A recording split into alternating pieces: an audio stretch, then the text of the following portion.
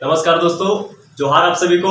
आप सबों का स्वागत है हमारे पीसी एजुकेशन चैनल में। और जैसा कि हम सबों ने कवर कर लिया था नोटपैड का एप्लीकेशन, जिसको प्रैक्टिकल में हम लोग जो पांचों मेनू था, पांचों मेनू को हम लोग कंप्लीट कर चुके थे। तो आज हम सभी स्टार्ट करते हैं फंडामेंटल, क्योंकि हम लोग को फंडामेंटल की ओर भी चलना चाहिए ना थोड़ा बहुत, क्योंकि जितना ज्यादा आपका प्रैक्टिकल इंपॉर्टेंट है उतना ही ज्यादा आपका जो कंप्यूटर का जो सिद्धांत है वो भी हमारे लिए महत्वपूर्ण रखता है। तो आज हम सभी देखते हैं बेसिक फंडामेंटल का पार्ट 1 हम लोग देखेंगे। आज हम लोग स्टार्ट करेंगे फंडामेंटल को भी। और फंडामेंटल में आज मैं आपको बताऊंगा definition of computer.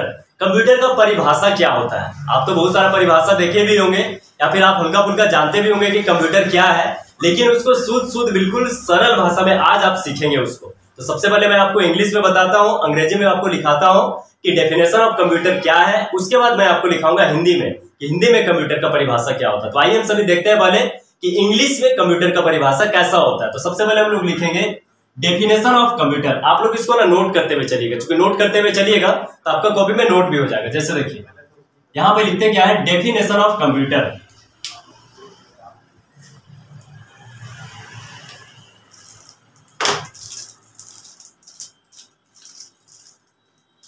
Definition of computer है, क्योंकि ये हमारे लिए क्या चीज होगा, काफी ज्यादा महत्वपूर्ण होगा, क्योंकि हम लोग का बेसिक फंडामेंटल भी मजबूत हम लोग का होना चाहिए। जैसे देखिए जिसमें लिखते क्या है, डेफिनेशन ऑफ कंप्यूटर। आज हम लोग सीखेंगे क्या, डेफिनेशन ऑफ कंप्यूटर इंग्लिश में की परिभाषा क्या होता है। जैसे देखिए सबसे पहले लिखिएगा computer is an electronic machine. आप लोगों को तो सभी को पता है कि कंप्यूटर क्या है, एक विद्युतीय उपकरण होता है ना। लिखते क्या है, computer is an electronic machine. Electronic machine, computer is an electronic machine that accept data from the user as input process।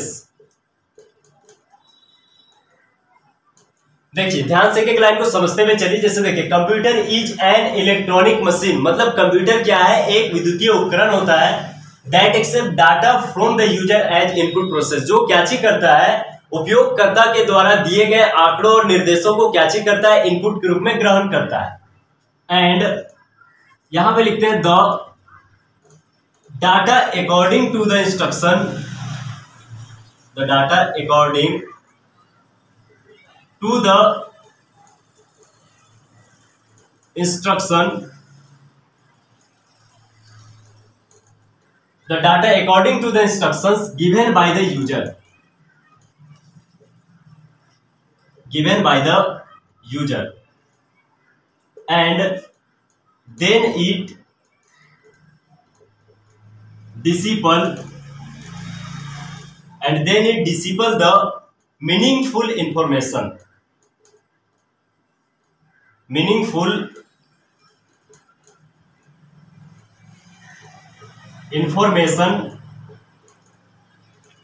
as output। So this type of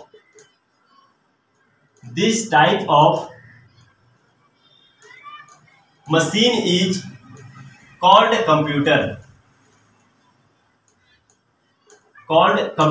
देखिए अब हम लोग इसको आसानी से समझते हैं। एक बार ना पहले तो एक बार पढ़ते हैं ना, मैं आपको इसको एक बार पढ़ के बताता हूँ, आप लोग इसको नोट करके पूरा इसको कंप्लीट कर लीजिए ना। स्टार्टिंग से आप लोग इसको नोट करिए।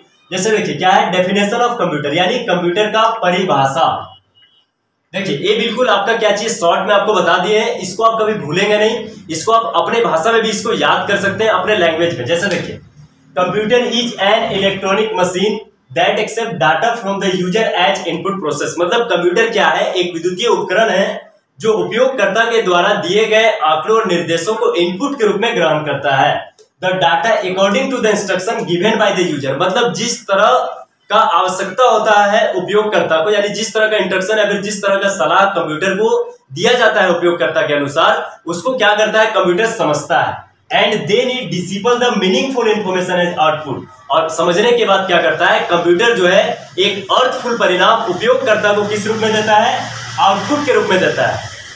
So this type of machine is called computer. इसलिए क्या चीज बोला जाता है, इस तरह के मशीन को कंप्यूटर कहा जाता है। तो देखिए ये जो गुण होता है ना, आपको कंप्यूटर में ये देखने को मिलेगा कि चलिए जिस तरह का हमको चाहिए होता है, कंप्यूटर को जैसा इंस्ट्रक्शन देते हैं कि आपको ऐसा करना है, तो हमको उसी का क्या चीज करता है, बिल्कुल सीधा सीधा और सही सही रिजल्ट हमको निकाल के देता है। इंसान को ऐसा बोलिएगा ना करने के लिए कि बाबू ऐसा कर दो, तो पता चलेगा कान धर के ना उधर भाग जाएगा, कहेगा नहीं हम नहीं करेंगे, या फिर कर नहीं पाएंगे इस तरह का। लेकिन कंप्यूटर में ऐसा बात नहीं है। जिस तरह का सलाह जो होता है, जिस तरह का आवश्यकता होता है उपयोगकर्ता को, तो वैसा सलाह इनपुट के रूप में क्या चीज किया जाता है, कंप्यूटर को दिया जाता है, और कंप्यूटर उसको समझता है, समझने के बाद उसको प्रोसेस करता है, और प्रोसेस करने के बाद एक अर्थफुल परिणाम जो है क्या चीज करता है, आउटपुट के रूप में उपयोगकर्ता को देता है। इसलिए इस तरह के मशीन को क्या बोला जाता है, कंप्यूटर कहा जाता है। तो ये हम लोग का हो गया क्या चीज में, इंग्लिश में परिभाषा हो गया हम लोग का कंप्यूटर का डेफिनेशन। अब हम लोग देखेंगे हिंदी में कैसे कंप्यूटर का परिभाषा को लिखते हैं। तो आप लोग इसको नोट कर लीजिए, नोट डाउन कर लीजिएगा, और आप लोग कोशिश करें ना कि प्रैक्टिकल में जो शॉर्टकट्स वगैरह जो आपको बताया है, तो शॉर्टकट वगैरह तो आप लोग नोट करके रखे ही रखे हैं, आप लोग इसको भी नोट करके रख लीजिए। क्योंकि नोट करके रखिएगा क्या होगा कि सेल्फ डिफेंस में आपको मदद करेगा। जिससे अगर कहीं पे रास्ते में ही चल रहे हैं, कोई पूछ देगा कंप्यूटर के बारे में जानते हैं, तो आप बता सकते हैं ना कि कंप्यूटर का परिभाषा क्या है। और नहीं तो पता चलेगा कि कंप्यूटर का परिभाषा तक नहीं बता पाइएगा 6 महीना पढ़ने के बाद, तो कोई फायदा नहीं रह जाएगा आपका पढ़ने के बाद बाबू। इसलिए आप लोग इसको उतारिए और कॉपी में नोट्स करते हुए चलिएगा। क्योंकि बेसिक फंडामेंटल का ये हम लोग का पार्ट 1 का वीडियो है, और भी जैसे जैसे वीडियो आपको प्रोवाइड कराते जाएंगे तो आपका फंडामेंटल भी आपका आगे बढ़ते चले जाएगा। इसलिए कॉपी एक अलग से बना लीजिएगा, इसको नोट डाउन कर लीजिए। चलिए तो अब हम सभी देखते हैं कि हिंदी में कंप्यूटर का परिभाषा कैसा होता है। इसको मिटा देते हैं ना। चलिए देखिए यहाँ पूरा का पूरा यहाँ से इसको मिटाते हैं, और आप लोग को अगर मान लीजिएगा नोट अगर करना होगा तो वीडियो को फास्ट कर करके आप लोग उसको नोट कर लीजिएगा पूरा। देखिए अब हम सभी देखते हैं हिंदी में। चूंकि मान लीजिए अगर कहीं पे ऐसा भी होगा कि हम लोग मान लीजिए अगर अंग्रेजी में नहीं बता पाए, हिंदी में तो आसानी से बता लेंगे ना। और बता क्यों नहीं पाएंगे, क्योंकि हम लोग बताने निकले हैं, हम लोग कुछ करने निकले हैं, याद तो हो जाएगा। देखिए यहां पे करते क्या है, कंप्यूटर लिखते हैं, कंप्यूटर की परिभाषा।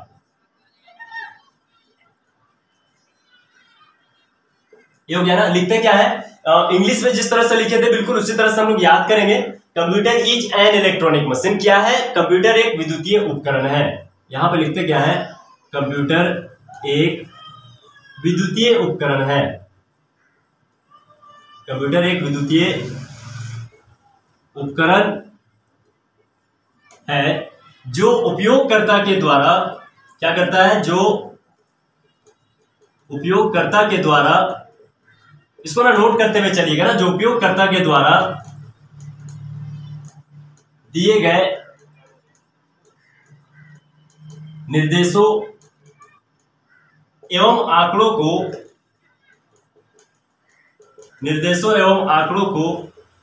किस रूप में ग्रहण करता है। मैं आपको इंग्लिश का भी परिभाषा में आपको बताया हूं ना, किस रूप में ग्रहण करता है, इनपुट के रूप में ग्रहण करता है। यानी कंप्यूटर एक विद्युतीय उपकरण है जो उपयोगकर्ता के द्वारा दिए गए निर्देशों एवं आंकड़ों को इनपुट के रूप में ग्रहण करता है। इनपुट कैसे लिखेंगे, आप इंग्लिश में भी लिख सकते हैं, बीच में कोई दिक्कत नहीं है, लेकिन मैं आपको यहाँ पे पूरा हिंदी में लिखता हूं। इनपुट के रूप में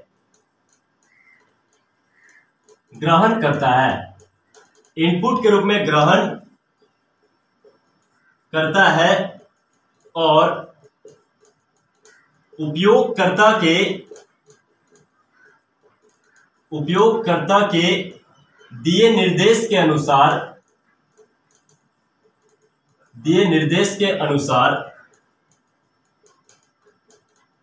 समझता है। यानी कि जो भी इंस्ट्रक्शन दिया गया है तो कंप्यूटर उसको पहले समझता है कि उपयोगकर्ता क्या चाह रहा है ना, मतलब क्या आशा कर रहा है, उसके अनुसार समझता है, और फिर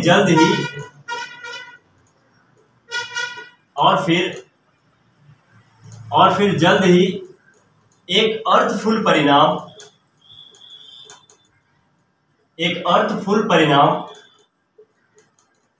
देख लीजिएगा। हर्षो दुर्गो थोड़ा सा हो सकता है, तो इसको आप लोग कंप्लीट कर लीजिएगा। और फिर जल्द ही एक अर्थफुल परिणाम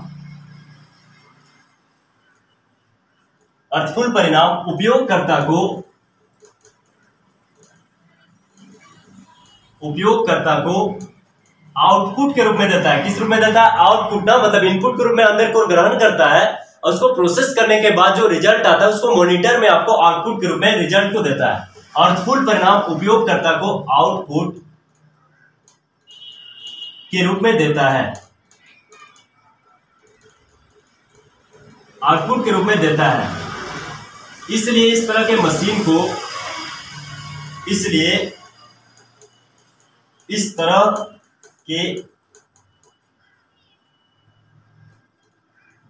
तरह के